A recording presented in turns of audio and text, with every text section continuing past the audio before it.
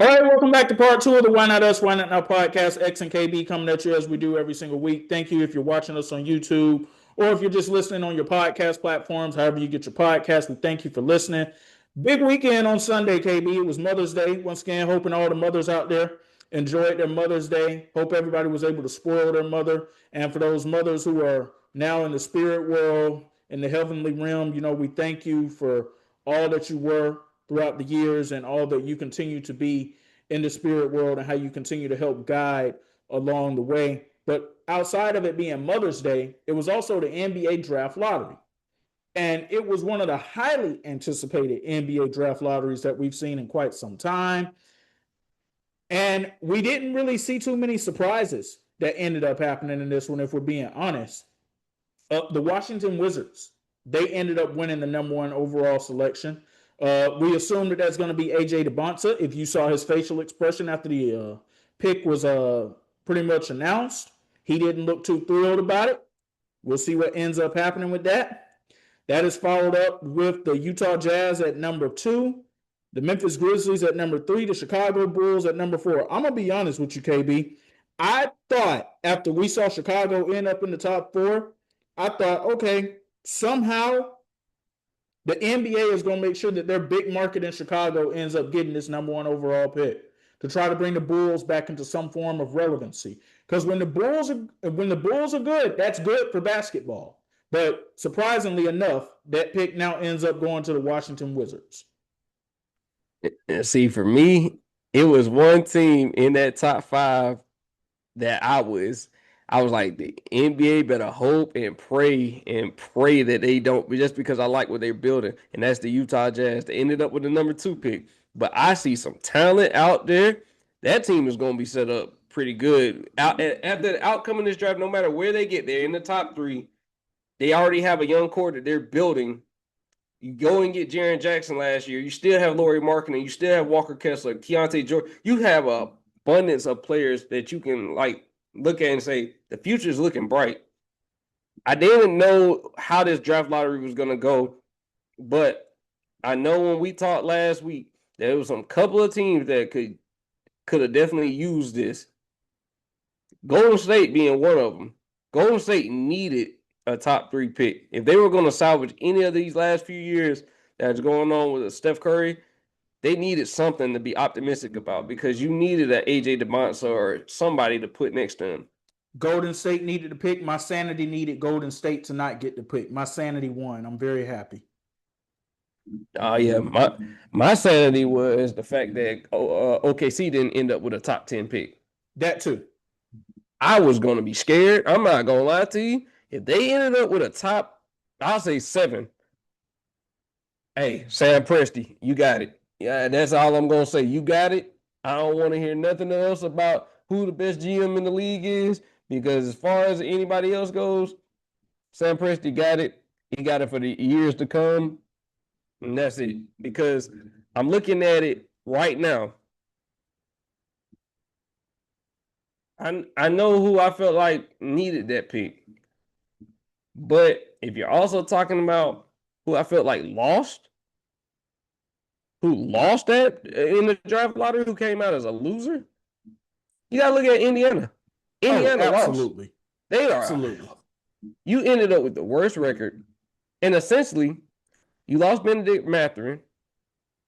You lost Miles Turner. You basically traded for Zubac, and you gave up a top 5 pick.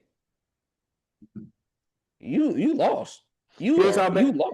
Here's how bad that loss is. That loss was so bad that Kevin Pritchard, the executive vice president of basketball operations, I believe that's his title with the Indiana Pacers, he came out and he tweeted to apologize to the fans that this ended up happening. He thought that they were due some luck, KB. That was why the move was made. He thought they were due some luck. And the Clippers ended up with the top 5 pick. So you gotta, it stings. It stings because you can just without saying it. I mean, you just basically traded a top 5 pick with Zubac, which is crazy to say in itself. But anytime that ownership or even the GM has to get out there and make a public apology to the fans that, we messed up. Yeah, you kind of blundered that because, like I said, you just basically you wasted a year. That was like you were set to be at least in the top 3 before that trade. If it had been a top 4 pick, they would have kept the pick. Yeah, it literally fell 1 pick short of being theirs. So it stings. It stings. Like when you're looking at trying to get back to the mountaintop, you already knew without Halliburton you didn't stand a shot this year. But trying to get back to the mountaintop and not owning your own pick, not having a first round pick in a loaded draft class, it stings. So that's who I say. I'm not even going to go into the other teams, but I will say they lost bad because of the fact that was such a franchise-altering thing that happened because of the fact that you get anywhere in that top 5, you are looking at a cornerstone player possibly for the next 5 to 7 years. So, yeah, you missed the mark on that, and you missed badly because of the fact that you gave all that up for Zubac. And I can't say too much to you about what you just did. It's pretty self-explanatory. So yeah, that's my loser for the NBA draft. Not to get a pick in general. Well, besides the Pacers, my loser in this draft, happily my loser in this draft is the Sacramento Kings. They didn't end up anywhere in that top 5, and I'm so happy that ended up happening for the sake of that prospect and that player. Because we were hearing that if the Sacramento Kings had have somehow ended up getting the number 1 overall pick, which we, of course, assumed that they would have used on A.J. DeBonta, there was a report that came out over the weekend that he would have considered pulling an Eli Manning, and everybody should have been in support of that 100%. Do not go to that purgatory of a franchise. My condolences over to the player who's going to end up being picked by that team with the pick that they do have. Told you a lot of this, the success of a player also, happens to be on where they're drafted to. We know that Sacramento has been a poorly ran franchise for years. So a lot of it, your success is also really, like I said, is going to depend on where you're drafted to. Like, Sacramento has not been a destination that, free agents haven't wanted to go to. It's not been a destination that, top picks have been excited to go to. So, yeah, that you can look at Sacramento being some losers, but I pretty much look like this is just, same old thing, different day. They had no shot. They had no chance of going to the playoffs, no chance of being relevant for, whatever. Like they were hoping and hitching their wagon on this draft class. And luckily, like I said, I feel good for the draft picks because now you don't have to worry about it. You look at that. You have a potential to go, like I said, Utah's a destination now because a report came out that Utah, that AJ would like to stay in the state of Utah, play for the Jazz. That was a report that came out, I believe, earlier today. Washington is building something slowly but surely. I could see it, having the number 1 pick. There's something to be said about what they could possibly be if, injuries do not play a part in everything, and Anthony Davis and Trae Young are ready to go next year with the young core that they already have. Yeah, I can see them being a sneaky top 6 seed, possibly, possibly a 6 seed. I definitely can see them in the play-in next year for sure. But they could be a sneak team to watch out for. So, especially in the East. Yeah, like I look at it like the first.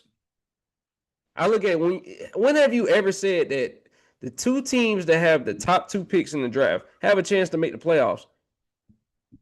You don't say it very often. Yeah, you can't say it, and it's very realistic for both of those teams because when Utah made that play last year to get Jaren Jackson, I said, I'm not mad at it. Ace Bailey's developing. Isaiah Collier is developing. Keontae George is developing. Lauri Markkanen is still who he is. And then Walker Kessler still is who he is. I was like, I'm not mad at the moves that they made. And I could see them also being, if not a playoff team, because the West is still very competitive, they're going to definitely be in that play-in picture. I could see them possibly getting in that playoff, though, just because of how things shake out. It could happen. I'm not saying it's not the craziest thing ever. And we see a new team that ends up into the playoffs every single year on both sides of the conferences. So let me ask you this, though, getting back to Utah. Let's just automatically assume that A.J. DeBonta's gone, drafted number 1 to the Washington Wizards. Who do you think is the best fit to end up in Utah with the number 2 overall pick? See, that's the thing, because unless you're going to run a lineup that consists of, possibly Isaiah Collier and Darren Peterson, and it probably has to be Darren Peterson, because I don't look like Cameron Boozer is of need. I think he would be more of need to like a Memphis than a Utah at this point, because I think as far as front court players, they're pretty set in what they have going forward. I feel like with Walker Kessler, Lauri Markkanen, and you're talking about Jaren Jackson, I would feel like that front court is not necessarily where they need to focus their attention. I feel like the back court is where they need to focus their attention, because you still have Ace Bailey as well. So you have length. I think that, Cameron Boozer is going to be an undersized center in the league. So I don't know. I look at it like they would hope that Washington passes up. They would hope and pray that Washington passes up so that they could go get an AJ DeBonsa. But yeah, I would feel like they would go with Aaron Peterson over, Cameron Boozer. If they do go with Darren Peterson at that point, I would say possibly be on the lookout for Keontae George to be on trade watch. Possibly. Yeah. I could see that, because they would see like they would be hitching on the fact that, this is their future. This is their future guard. So at that point, he would be kind of phased out of the lineup. Not necessarily phased out, but he would have so much trade value. You could look at possibly moving off of him and acquiring some picks, maybe even some role players that can help you compete right now. But if he's not picked by Utah, then who do you see them picking? So even though they have their front court set, Lauri Markkanen's name has came up in trade rumors over the years. And it could come up in trade rumors again next year. I think they could shock everybody and decide to go with Caleb Wilson. I'm not mad at that. I'm not mad at that for the simple fact that you're going to build a team based off of like length, size. Because Caleb Wilson, like I said, he's 6'9", 6'10", with the handle of a guard that can, stretch the floor. He would help you instantly as well, because a lot of people have said that he could be, one of those generational players too. Some scouts have even said that he could be that generational talent going forward, and he could possibly even be the best player coming out of the draft. That's all remaining to be seen.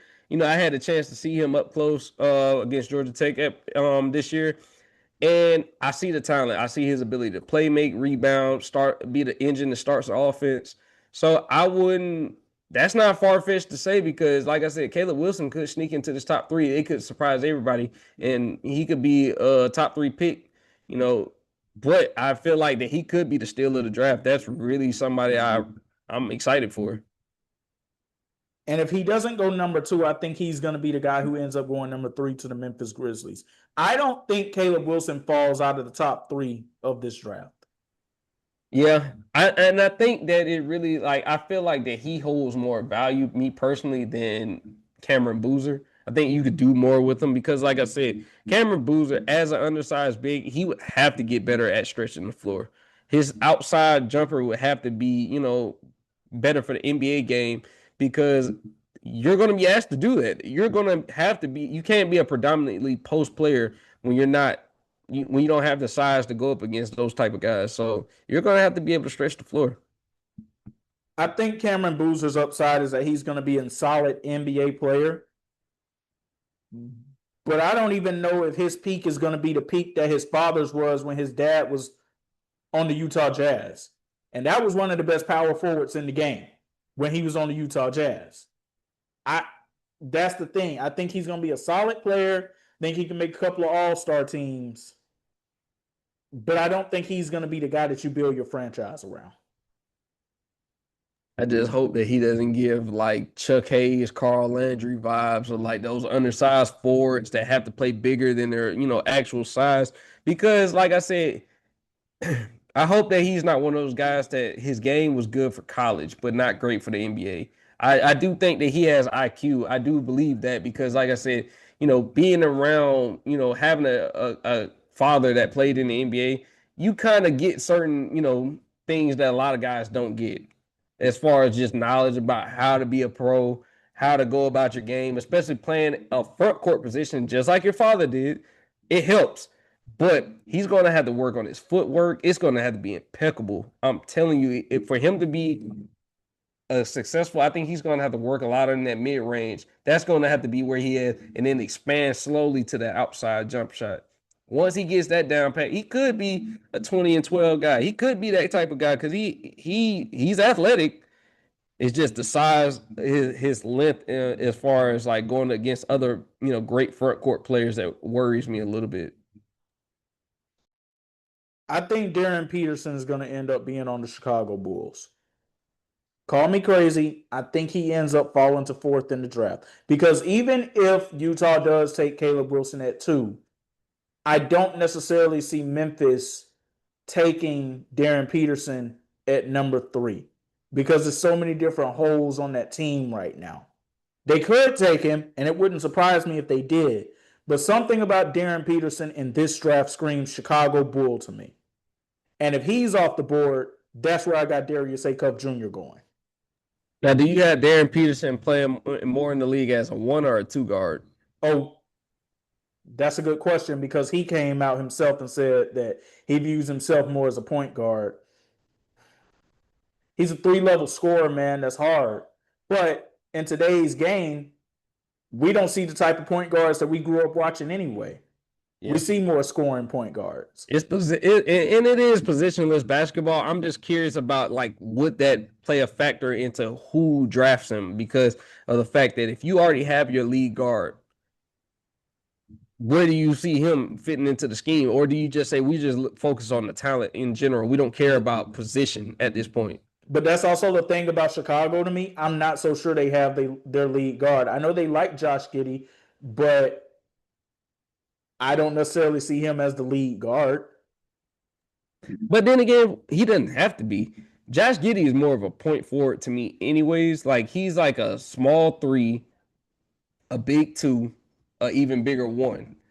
But if you're talking about lining up Darren Peterson is a true, like, as far as like height, he is a point guard. He's a point guard. He can go ahead and initiate offense. Like you said, 3-level scorer, which is something that, Chicago just needs talent. It doesn't matter for me about you take best available player on the board at that point because of the fact that Buzelis is one of your upstart like young talents. Then you have Josh Giddey. But outside of that, you're screaming for somebody that's going to be like that engine to get get the city of Chicago excited again. They need a hero at this point because that would be Darius Acuff Jr. if he's not on the board. And if it's not him, if it's not him, I don't know if they do this, but go get the dude that's not even too far from you right now. Go get Keaton Wagler. Now, I meant to ask you about Acuff because do you feel like he is going to be like that teams are going to like shy away from him because of the fact that they think that he may be a defensive liability? Yes. Because he is only 5'11", about 5'10", 5'11". So he is, when you're talking about going against the, it is going to come a point where you are going to have to think about it. Like, do I think that he can hold his own against a guy like Shea, guy like Luka, guy like some of the better point guards in the league that, like you said, the game has evolved into the point where now you got league guards that are 6'6", 6'7", and they 220. You know what I'm saying? So you got guys that can take advantage of a guy like that. We're not talking about his offensive, offensive package because we know he can score the ball. But can he come in? Can he be a great playmaker? Can he, initiate an offense where he doesn't have to always score the ball? Because now it's going to be a transition going into the league where you're not on an Arkansas team anymore where you have to be the predominant scorer all the time. I think the question that I think we should be asking ourselves is there a general manager out there within this top 5, top 6 who believes that if they bring in Darius Acuff Jr., they could have somebody who, with his offensive scoring prowess, could have an upside that is similar to that of, dare I say, Allen Iverson? Because you're right. He's not the biggest guy out there, AI also wasn't the biggest guy out there. Yeah. But he was the most electrifying player out there on more nights than not. And that I may do be believe that A-Cuff has that electrifying factor about him. Yeah. Yeah. I definitely see why you say that. I'm just really trying to figure out who would take that flyer out on him because of the fact that he could be one of those guys that sneaks into that top six. I don't know. This is one of those draft classes where I feel like that it's so much talent that it's kind of just like, how do you want it? What are you looking for as like as far as like your team? Because I'm one of those people that believes at this point with this draft, unless you are pretty much set at certain positions, you take best available. You're not looking at position basketball at this point. You're just taking the best guy at the time that you pick, take the best available talent, and you build off of that. So Brooklyn has the number 6 pick. If there's anything that Brooklyn needs, they need somebody that can electrify that place and that'll get fans in there. They need Jesus. I'm gonna be honest with you. The fact that they had all those picks and not one of them made an All NBA rookie team, they need Jesus in the worst way. Like when I just said, definitely applies to them. You take best available and you pretty much just be content with it because the fact is, whoever comes in to Brooklyn is gonna definitely probably be the lead guy. He's gonna be the lead guy because there ain't really much else that they got going on up there. So I could definitely see him falling to Brooklyn. If he doesn't, that's probably where Keaton Wagler or Cam Boozer more than likely would end up beyond that point. So it's going to be an interesting draft when this does happen in June. I got one question to ask you, and this is going to be something I really want you to ponder on for a second. Out of the teams that are in the top 10, who is more likely to trade up into that top 4? Looking at it, at 10, we got Milwaukee. At 9, we got Dallas. At 8, we got Atlanta. At 7, we got Sacramento. At 6, we got Brooklyn. Clippers at 5. Everybody else, Chicago, Memphis, Utah, Washington, they round out the top 4. Really looking at it, it could be the Milwaukee Bucks. It very well could be the Milwaukee Bucks. If they feel like they could get the Clip, and they might not even have to give up their draft pick to make it happen. Because I don't think the Clippers are necessarily trying to go into rebuild mode. Milwaukee, they've got Giannis. And we've seen the reports that have came out that they are now open to business on listening to trade offers for Giannis. This is the Milwaukee Bucks being open for business. This isn't Giannis's camp saying it. This is the Milwaukee Bucks saying they're open for business. That's different than anything we've heard before. That is true. As much as I will say that the two teams I felt like were the ones that I felt like would possibly make a trade into the top 4. It was Milwaukee because of the Giannis rumors, and it was also, a dark horse. I could see the Hawks, and the reason why I say that is because of the fact that they're looking to move off of Zachary Richardson. They're also looking to possibly move off the 8 and 23 pick in the draft, so they could package certain things up to possibly move into that top 4 if they feel like they can go out there and get their guy. Because, like I said, with you owning 2 first-round picks in this draft, yeah, you could possibly entice a team to possibly move back in the draft. I know that this is a generational draft class, so that's why it's kind of like skeptical. There's one team in the top 4 that I could see biting the bait on that, and maybe that's because they got so many needs and plus the uncertainty of Ja Morant's future going forward, and that's Memphis. Yeah. Because they could use multiple picks in the first round. And like I said, that a lot of teams don't have that luxury. And like I said, if you're going to be able to get two first round picks plus a former first overall pick, because I felt like that, I've heard rumblings throughout the city that, Zachary Richardson might have played himself out of Atlanta. That is a possibility. It could have been some other people included in this deal. that we don't that haven't been named yet. But I have heard the number 8 and 23 pick possibly being packaged together to move up into the draft, because you're looking at it like, it was a little bit of disappointment, especially from Atlanta fans, that they did not get a top 4 pick. That was something they were optimistic about, but there is still optimism, like I said, when you're talking about there is some type of avenue for them to get back into the top 4, possibly even top 3, if you get a team willing to bite the bait. I don't think that either of those top 2 or 3 teams are willing to bite the bait, but Memphis, like you said, with them having so many needs and them possibly still looking at what are they going to do with Ja Morant, it could be one of those things. They said we need multiple picks. We looking at the future. We're going to go through a hard rebuild, and let's just go do that. But that's the only team in that top 4 I could see doing that. Yeah, it's not very likely. It's not very likely just because of the fact that, this is such a loaded draft class, and you don't know when this type of draft class will come around again, and you could pass up on a generational superstar. That's the possibility you could do by, making this trade. So I don't know if they make it, but it is going to be enticing to get multiple first round picks and possibly role players coming out of that. Now, when it comes to Milwaukee, I know you said top 4. For them, it would be top 5 for me, because I'm thinking that they just get the Clippers number 5 pick in exchange for Giannis and probably some more stuff to go along with the number 5 pick too. But that's what I'm thinking there. Yeah, definitely. But yeah, it's going to be an interesting time to watch this all play out in June. So we'll definitely be in tune for that. We'll also be in tune as Game 6 of the Western Conference semifinals between San Antonio and the Minnesota Timberwolves takes place on Friday. Look, I'd love to say that I'm excited for this, but the truth is, if Victor Wembanyama didn't get ejected in Game 4, this series more than likely would have ended in San Antonio last night.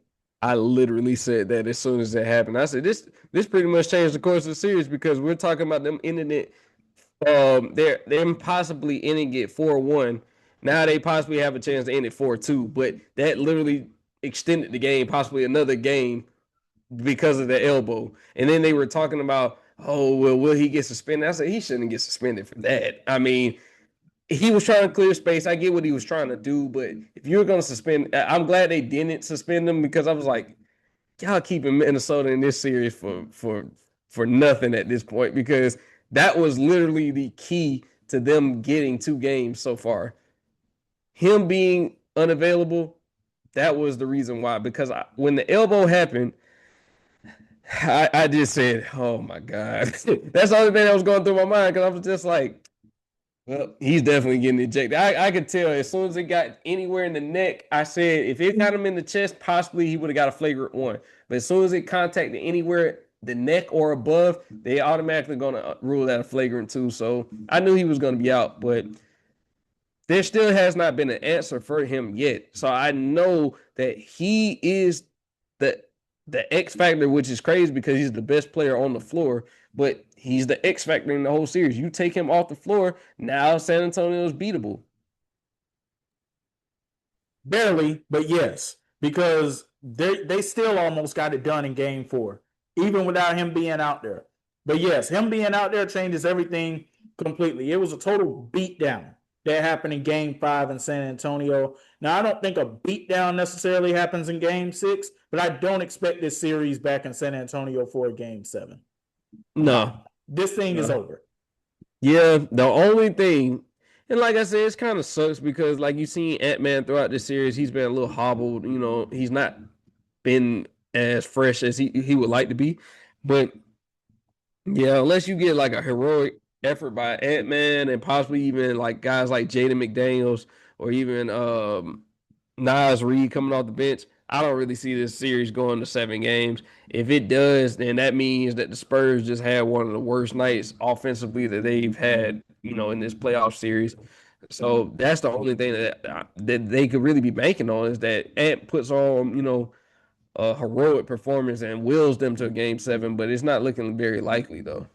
So we've watched OKC run roughshod so far throughout these first 2 rounds. We've watched San Antonio. They should be running roughshod more so than they are. But Wemby got hurt in Game 2 against Portland. If he doesn't get hurt in that game, I think they easily sweep Portland. And of course, the ejection that happened in game one, and just him having an off night offensively in game one of this series, where the Spurs still almost won the game. They didn't play well that night, and they still almost won. He got ejected in game four of the series. This is the Western Conference Finals matchup that we need to see. We're ultimately going to see it, but I'm seriously questioning if OKC has an answer for this team. That's the thing, man.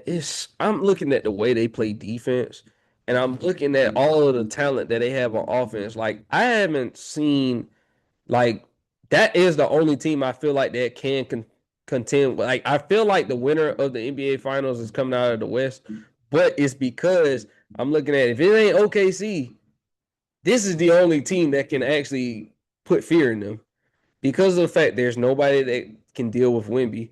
Then the fact that you got guys that can play defense and score the ball as well. Like, I looked at Dylan Harper and Stephon Castle the other night. Tell me that they don't look like they some like vets that been in the league at least like 6-7 years. Tell me they don't look wise beyond like their years. Like, these are guys that are second year and a first year. But that's just a credit to that development system down in San Antonio. And we gotta give Mitch Johnson some credit too, because he's been doing, man, he done did a crazy job. For guys that didn't know him, he's got in there. It ain't like he's just he got talent. He's just saying go out there and just do whatever. He's actually coaching. That's your coach of the year. Yeah. Oh yeah, for sure.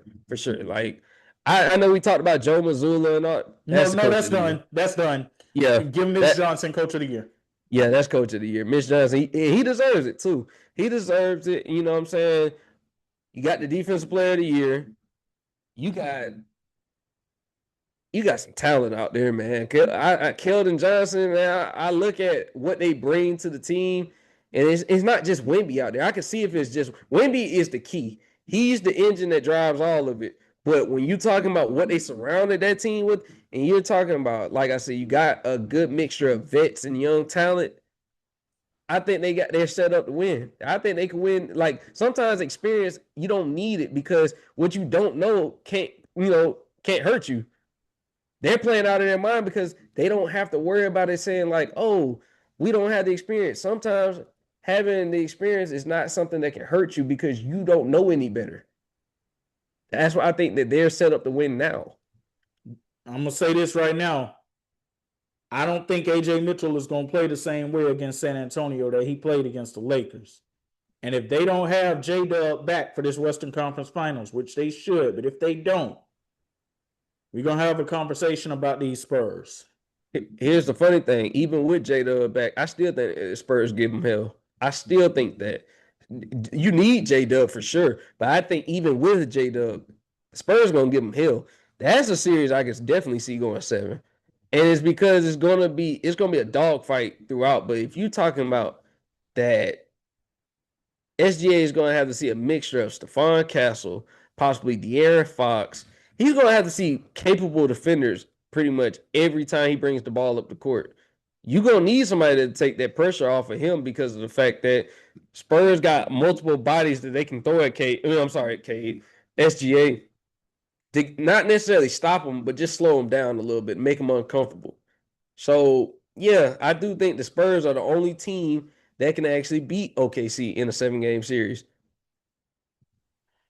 Speaking of Cade, the Pistons and Cavs going at it in game 5 of their series right now. Detroit up 92-89. Cade Cunningham having a night. 37 points right now on 12 of 23 shooting from the field. Donovan Mitchell was spectacular in game 4. He's been awful so far throughout this one tonight. 3 of 10 from the field, 0 of 6 from 3. Only 12 points. 5:30 left to go in the matchup. We'll see how that one ends up playing out itself. Another couple of quick headlines to get to here really quickly. Want to go to the NFL really quickly. Dolphins officially making Devin Achane the 3rd highest paid running back in the league, signing a 4-year, $68 million contract extension. I'm not surprised that this is happening. He was the one offensive piece I was going to say that they were not going to move off of. Yeah, it's like putting a Maserati and parking it in a bad neighborhood. He's been the one bright spot for, a team that hasn't really had much to, be happy about lately.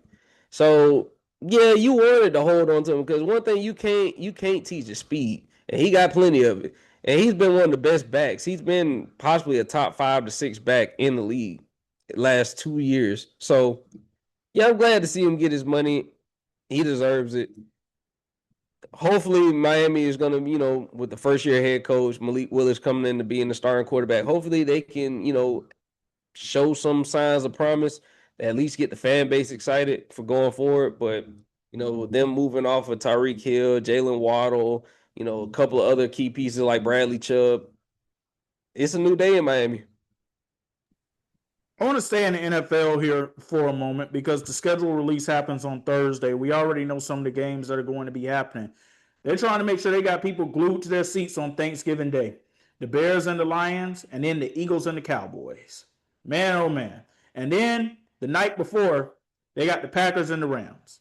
The night before Thanksgiving, you're supposed to be in the kitchen with the fam, trying out the pies before you put them in the oven, getting the final recipes in, mixing the mac together, all that. You talk about making money. The NFL is also going to make sure they make theirs as a whole too, because it's getting to a point now to where it feels like, are we going to start seeing football every single day of the week? I'm actually glad to see these games because I remember the times of Thanksgiving where we used to have to endure some of the worst football games possible. When the Lions were no good, we used to always have to watch them. The Cowboys were the same way. No matter if they were good or not, tradition spoke volumes over everything.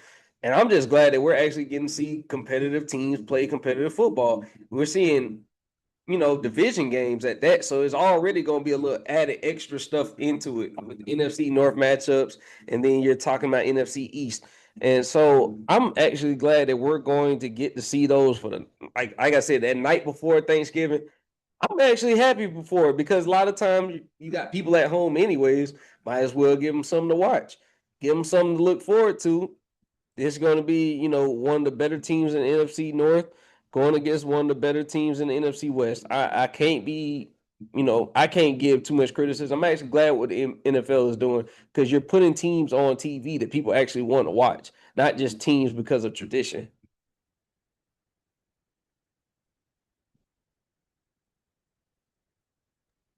Well, here's something that we might be able to criticize. So one of my favorite analysts, I don't know how much you listen to him, but Colin Cowherd is one of my guys. Love listening to Colin's show every day. So he came out on Wednesday and he had his top 10 quarterbacks in the NFL currently list. And I'm going to go from the order of 1 through 10 how he did it.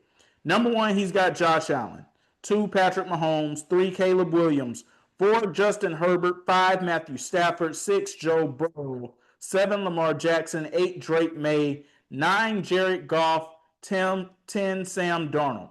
Now, he did make mention before releasing this list that there were guys that he was going to end up leaving off this list that he thinks are very good quarterbacks, great players in the league, but they don't really crack that top 10. Let me give you those other guys that he mentioned first, because I see you hitting timeout on this, and I can see part of why you're saying that too, because I agree with you hitting the timeout on this. Dak Prescott was a name. Baker Mayfield was a name. Jordan Love was a name. Trevor Lawrence was a name. Jalen Hurts was a name. All right. So where do you find issue with this list? As soon as you said number 4, what has Justin Herbert done to be considered a top 5 quarterback? Well, Like maybe I missed it.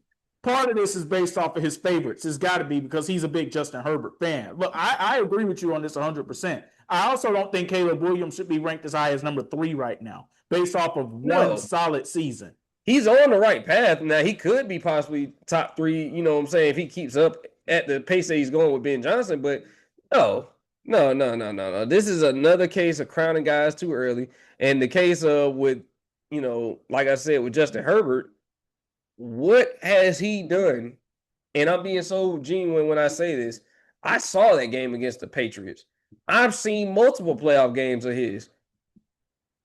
Why? Because it looks good? You know what I'm saying? Is it because of the way it looks when he throws the ball? Like, what is it? Because I'm missing it. outside of Justin Herbert being a favorite of his, I think part of this is also banking on Mike McDaniel being able to help take Justin Herbert to the next level. Oh, so we're just talking about potential then. Because if that's the case, then I got a couple of guys that possibly could be just off of potential. Because if we're basing it off of potential, then yeah, Caleb Williams can be at number 3 if that's where we're basing it off of. If we're basing off of potential, because like I'm not understanding that part. Now, as far as Jalen Hurts not being in the top 10, he got to earn that back because of the fact that he has not been good. He has not been good lately. But I look at it like, give me the bottom 5 again, just so I can make sure I got this right. All right. So at 6, he had Joe Burrow. At 7, he had Lamar Jackson. At 8, he had Drake May. At 9, he had Jared Goff. At 10, he had Sam Darnold. Now, I'm going to tell you why he explained he had Burrow and Lamar lower. It was because of partially durability issues. And we know when it comes to Joe Burrow, he has had his share of durability issues. Lamar Jackson had a few durability issues last year, but he did put a caveat on Joe Burrow and said he could easily have been number 1 on this list because when he's healthy and he's out there, he can easily be the best quarterback in the NFL.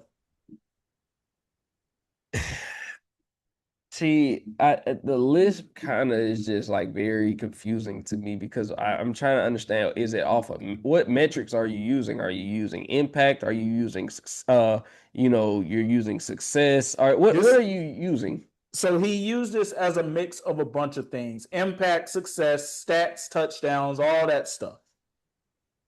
Then Justin Herbert damn sure ain't in the top 10. What are you talking about? Like if you're using, I don't care what metrics you're using at that point. If winning is a part of the criteria, Justin Herbert is not in the top 5. If you're talking about impact on winning, he is not top 5. I don't care about the touchdowns in the regular season. If we're talking about what you do when it matters the most, yeah, you could talk about durability and all of that, but I know what those guys have done when they're healthy. I know what Joe Burrow, Josh Allen, Patrick Mahomes, Lamar Jackson, I know what they've done when they're healthy.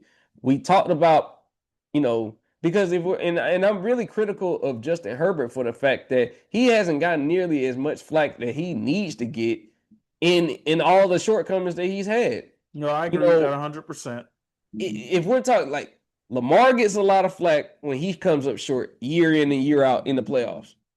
Josh Allen, even with him, all of those guys deserve flack because they've won MVPs.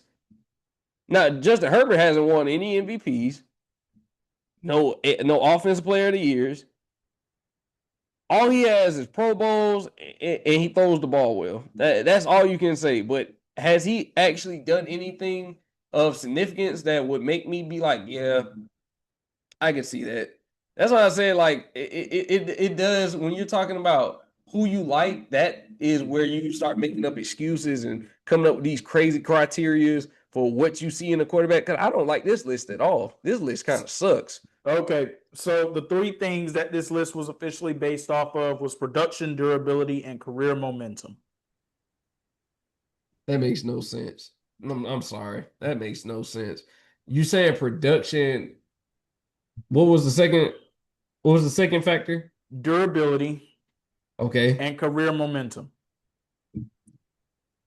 Whatever, I guess. I mean, like, yeah. So I agree with you that Justin Herbert shouldn't be in the top 5 on this list. I would have him in the top 10, probably closer to 8 or 9, somewhere around there. That's exactly where I would have had him. If I had to take somebody off the list, it would probably be Jared Goff. I honestly want to take Drake May off the list too, but if I'm doing this based off of the fact that he just made the Super Bowl, despite that postseason, the stats he put up in the postseason not looking great at all, I can't do that. You definitely can't take Sam Darnold off the list with the run he just had.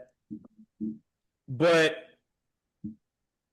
Jared Goff would be the person I would end up taking off the list. You can't take Matt Stafford off the list. He just won MVP. Joe Burrow and Lamar, they still belong on the list. But if I was to take Jared Goff off the list, who would I replace with him in that spot at number 10? See, for me, that's a tough one because Dak had a really good season last year. Mm-hmm.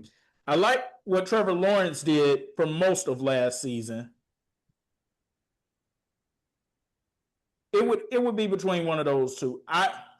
With all due respect to Jalen Hurts and what he's accomplished in his career, I just didn't like what I saw last season. Yeah, I yeah, mean, you're going off of right now. What yeah, happened last year, last time we saw them? So yes, Jalen Hurts would not be a top 10 quarterback if it was up to me. I would be more like you. I would probably give the nod more to Dak because I did think that Trevor Lawrence had a great year. Don't get me wrong, but I would give it to Dak just based off of the production he had last year. and it was a first-year head coach that he's doing that under too. Even though Trevor Lawrence was a first-year head coach, but you can make the argument that Trevor Lawrence's head coach was more so a savior as opposed to Dak having somebody who's just coming in as another head coach. Because we've seen Dak have good to great offensive success under multiple head coaches in the league. Yeah. Like I said, I just want there to be a level of consistency when we're judging these quarterbacks because, like I said, we can't make excuses for some and then burn the bridge down when it comes to others. Because at least when I can say about Joe Burrow, I can say Joe Burrow's led his team to a Super Bowl. Lamar's he a multiple MVP winner. Same thing with Josh Allen. He's won MVPs, but when they play bad and they come up short in the playoffs, we somehow seem always to find a way to blame them for the team's shortcomings. So I just don't see why Justin Herbert is any different. I really don't. Now with Caleb Williams being number 3, I just have an issue with that because it's only been a year. Same thing with Drake May. If they show continued levels of success and they do it multiple years, I have no problem with them being as high as they are on this list.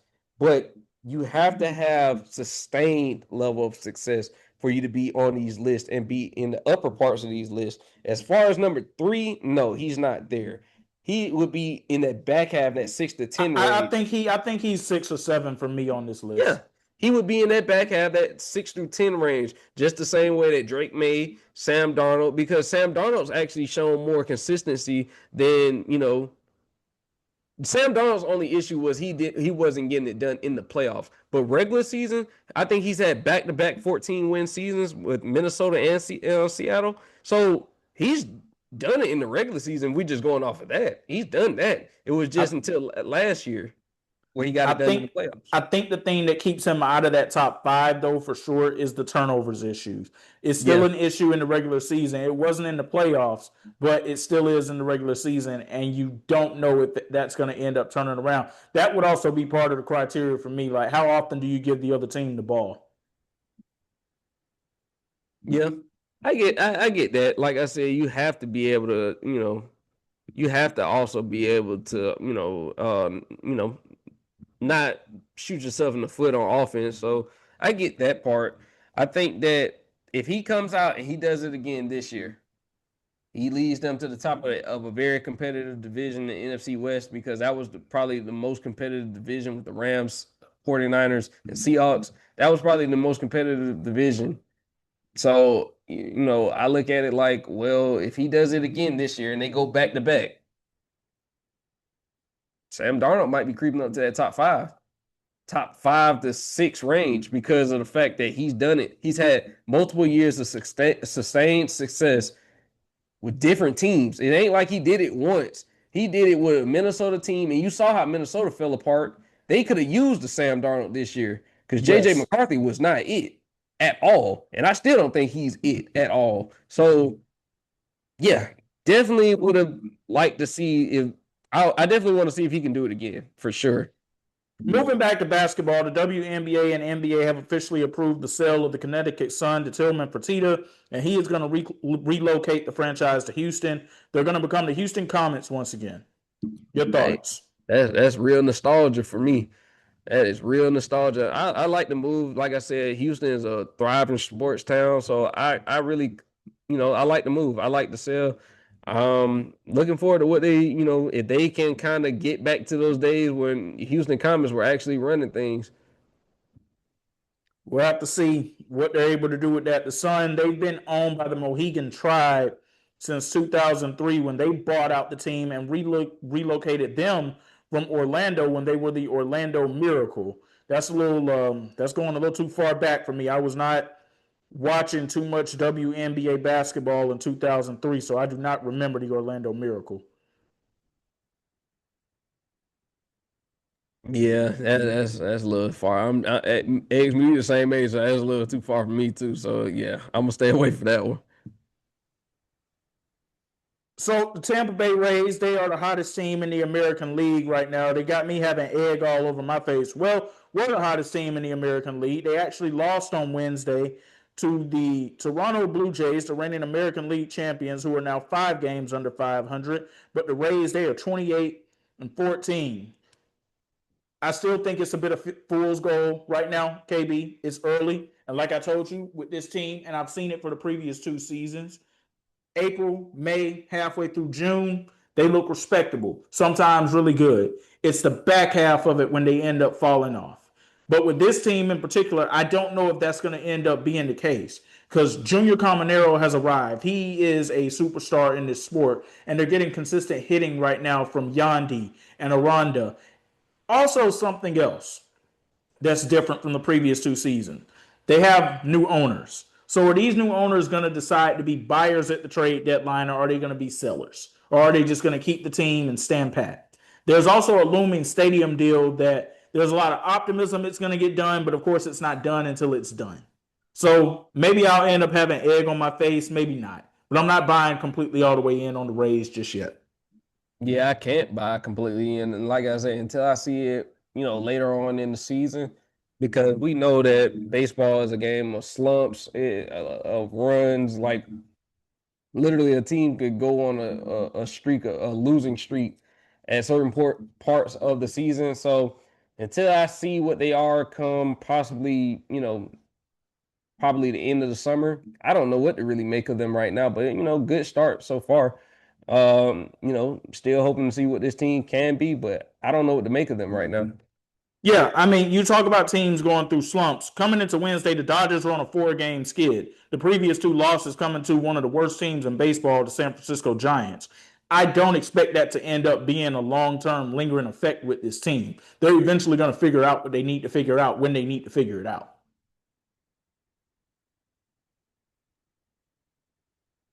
Yeah, for sure, for sure. Sorry, X, I got caught up a little bit. I just saw the very end of the, Cleveland Detroit game. It's now heading into overtime, so I'm trying to keep up with that as well. Very controversial into the fourth quarter. Possible foul call could have been called in favor of Detroit. That wasn't called, so it's kind of a little bit of an uproar right now. Asar Thompson, he came up with a clutch strip on Donovan Mitchell, and as he received the ball, he was tripped by Jared Allen. No call. Game goes into overtime. So it's a lot going on right now. Yeah, we're gonna keep everybody tuned in on that. I mean, for those of y'all who are listening in right now, we thank you for continuing to stick around. Part of what we've done for the past 20 minutes was not a planned part of this show. But when we saw how this game was going in real time, we wanted to bring you our update to it and our reaction to it in real time. So we've just kind of been, for lack of a better word, spitballing and just brainstorming different ideas here in real time, if you will. I want to stay in baseball for a second. The Yankees have been struggling as of lately, losing 7-0 to the Baltimore Orioles on Wednesday. Orioles taking 2 out of 3 in this series. I don't know what to make out of this team in the Bronx right now, KB, because Cam Slittler's been amazing. Max Fried's been good. But I'm starting to see now where, okay, we need Rodon and Garrett Cole to get back to the rotation. Yeah, because I even seen I believe Max Fried was pulled after I believe 3 innings today. And it's funny that you say you don't know what to make of this team because I don't either. At times they look like world beaters. At times they look like the cream of the crop in the AL. But now it's kind of like, okay, now they're sputtering a little bit because off to a hot start. Aaron Judge was looking like he was leading. I think the votes right now as far as like AL MVP. Looking like it was going to be another great year. Now they hitting a hard spot in their schedule. and they're faltering right now. So can they possibly bring it back? Yeah, they can. But like you said, they're going to need a few of these key pieces to get back into the lineup and produce because right now it's not looking too good for them. They hit a slump. But I don't expect it to continue. I think there's too much talent on that team for it to continue like this. So I am looking for them to bounce back. But it is something I told you this. Baseball is the most unpredictable sport out there. You want to hear how unpredictable it really is? The Chicago White Sox are 500. They are 21-21 after defeating the Kansas City Royals 6-5 on Wednesday. That's actually crazy because you're talking about one of the worst teams in baseball, and like not just last year, the year before last, the year before that, the year before. Like they've been one of the worst teams in the last few years. So, like to say that they're 500, that says a lot about the work that they've been doing as well. So I'm happy for them though. I want to go back to the San Francisco Giants for a second, though, if we can. So they're currently in the top of the third against the Los Angeles Dodgers. They're 18-24 on the season. This experiment with Tony Vitello as the manager, and we talked about this when this move happened, that they brought him in from the University of Tennessee, straight out of college into the MLB. He had no MLB coaching experience whatsoever, but they just brought him in there. And we talked about how we don't usually see things like this happen, and there's a reason why. I don't know if he's going to make it out of this season as the manager with some of the decisions that we have seen. Like, this was a team that, when you look at them talent-wise, they look like they had some promise. And they recently just unloaded their all-star catcher over to the Cleveland Guardians. They're trying to move off of Rafael Devers' contract, which is going to be nearly impossible to do because nobody wants that contract in baseball. They're just on a backward slide right now.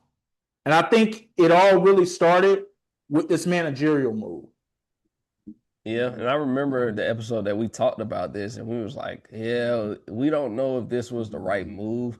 And now it's looking like this may not be the right move. I would hope that they give him more than just this year, like to actually, see what this team can become.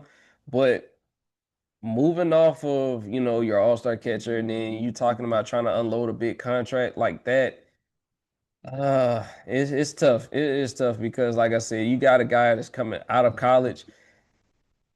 This is why I felt like even when you're talking about when we talked about the Braves, this is why teams promote from within because of the fact that getting guys from college ain't really heard of. It's not really heard of like teams going to get managers straight out of college and telling them to come and lead an MLB franchise because it's not something that they're used to. So hopefully they can turn it around, but I don't know if they will. But it ain't looking too good right now. Yeah, I think they're going to end up having to go back to the basics. And I think there's going to be a new manager in there next season unless they can somehow miraculously not only get this turned around, but the baseball itself can just start looking a little better. There was a report that came out today of someone talking about Fernando Tatis Jr. as well, Eric Krantz. And he mentioned how ever since Tatis got busted for PEDs and he came back, he just hasn't looked like the same player since. And I thought about that. I was like, as much as I don't want to admit that, that is actually true. He went from being one of the most exciting young players in baseball to now just being another guy who is a good baseball player, could be a threat on any given night, but you don't come to expect him to be a threat. At the peak of his powers, I could say that he was a top 10 talent in the league.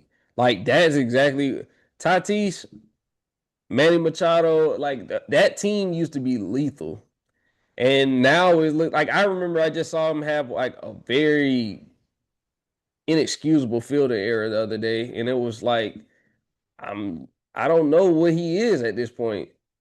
He's a great player still, like you said. Like if you need him for a like a 1 game sample size, yeah, he could still be a great player.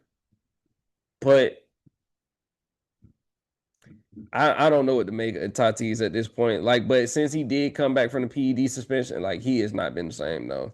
I can say like I said, top 10. If you even saw him as a top 5 talent, I could see why. But since then, no, I haven't seen that level. He is somebody that's like a player that can turn on here and there, but not, consistently. Scary moment that also happened in this White Sox game on Wednesday that I'm just learning about. There was a fan at the game who was injured after falling into the bullpen. That fan is currently hospitalized. We don't know that fan's condition. Wishing and praying all the best in that situation. That's always a scary situation. I don't know if this was a fan that was going for a foul ball or something that was coming in their direction with a glove or whatever, but it's always tricky at baseball stadiums. You always have to be on your P's and Q's.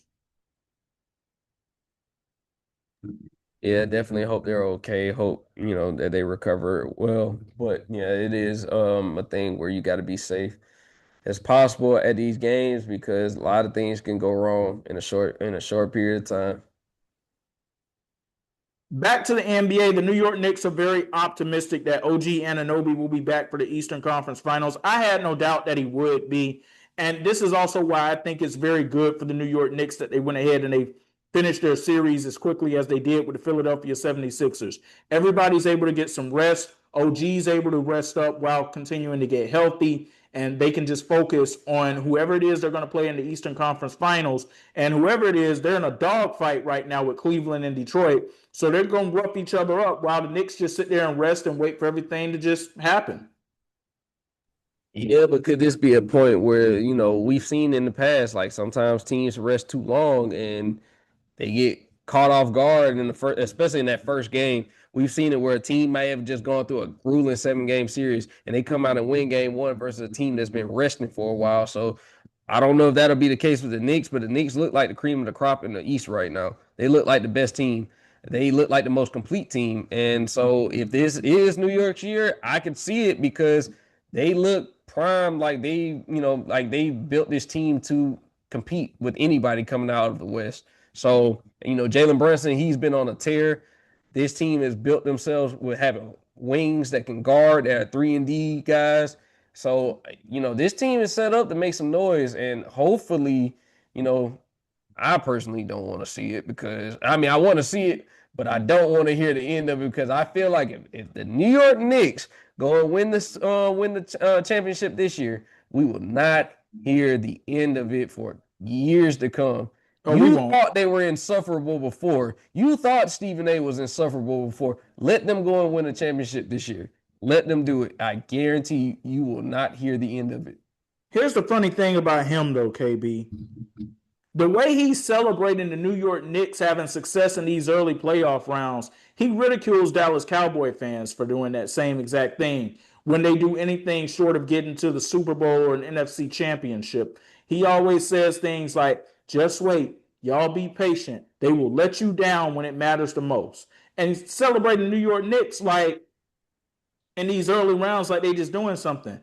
It's There's funny no too. trophy being held right now. It's funny too because when anytime the Knicks have shortcomings, you hear about trades that need to happen. It's the same way. It's just that's why the comparisons, the Cowboy comparisons and the Knicks comparisons to each other make so much sense because when everything's going right, yeah, we're going to do this, we're going to do this. Don't forget, Knicks fans, y'all were here last year, and we saw how that ended up. So pump the brakes on the NBA Finals appearance just yet because, like I said, you were here last year and you blew it. That was your moment and you blew it. Now I will give credit where credit's due. At this point in the playoffs, at this point where we are currently right now, you have played phenomenal. You played great basketball. Although what I'm saying, you gave up those 2 games in round one. Since game 4, you've been of round one, you've been locked in on the different levels. I'll give you credit. Because y'all been turned up and it's been amazing to see. But don't count your chickens before they hatch because like you still got another round before before you even get to the point of a championship. So just know that you got its levels, but get there first before you start, talking, because if you get there and if you get to this Eastern Conference Finals and you lay an egg, oh, people ain't gonna let y'all forget about that because of how crazy y'all been talking. So just keep that same energy because whether it's Cleveland, whether it's Detroit, you're gonna get a tough matchup no matter what. So we talked about how Donovan Mitchell was struggling in this game. He woke up in that fourth quarter and in overtime. Now up to 21 points. He was up to 12. He's hit 4 shots since then. Currently leading 113 to 109, 28.7 left in overtime. This Cleveland team intrigues me, though. I'm curious to see how their playoff run plays out because I think that however their playoff run ends is going to have implications also on LeBron James's deciding factor on where he wants to play next season if he does play next season. Yeah, you got to put on a good show if you at least want at least a year of LeBron. I think that just the fact that you are home for him, you have that in your pocket, but it also is going to be contingent on your success. Does he feel like that he can possibly go for championship number 5 with you all? That's going to play a major part because, like I said, you're trying to go all in. Like you got James Harden. Even when they got James Harden, they're said to be trying to recruit LeBron in the offseason. That came out immediately after he was acquired. So I do think that you have to put on a good show, at least show that if we get to this Eastern Conference Finals, you the missing piece, bro. You all we need to get to the finals. If we get you, we can add this already to a championship ready team, and we can get ready to, we're ready to go. So you get to Eastern Conference Finals and you put a good show up in the Eastern Conference Finals.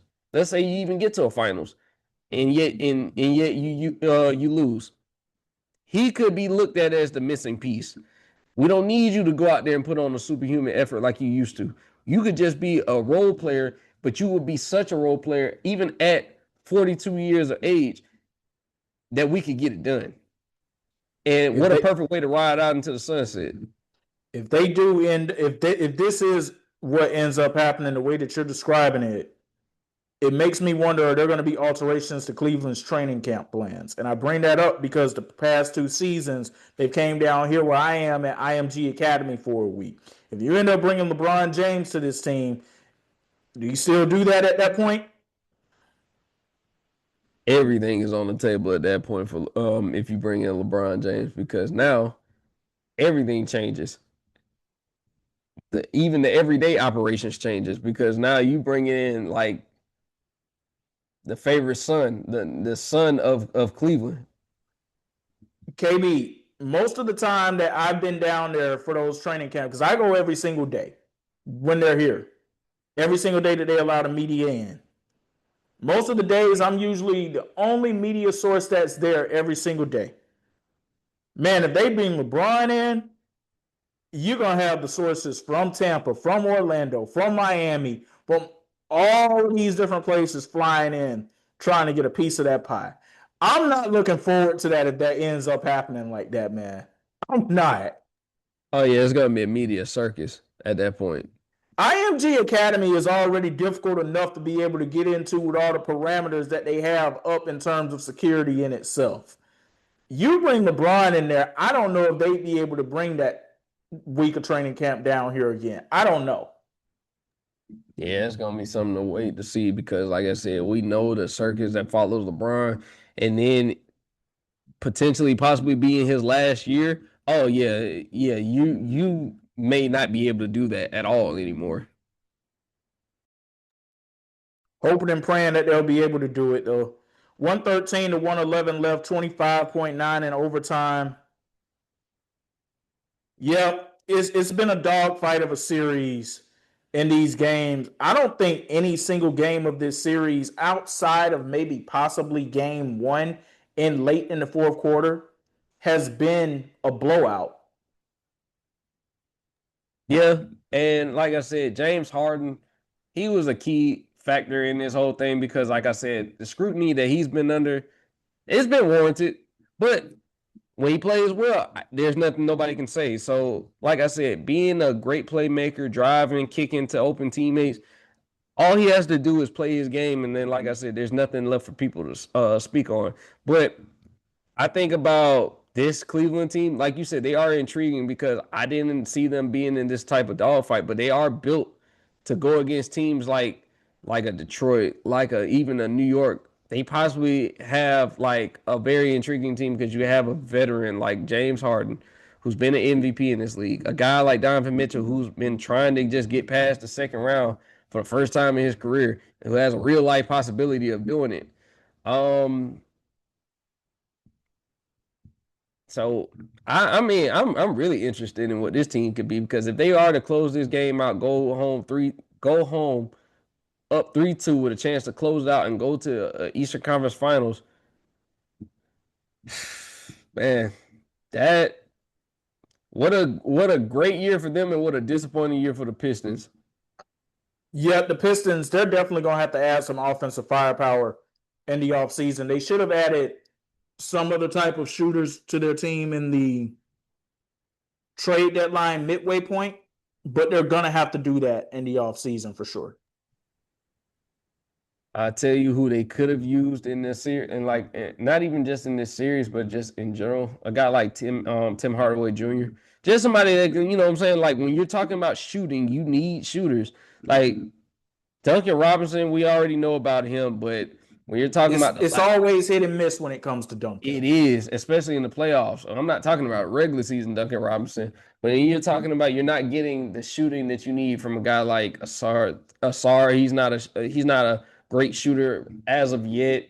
Then you talking about Tobias Harris, he's hit or miss.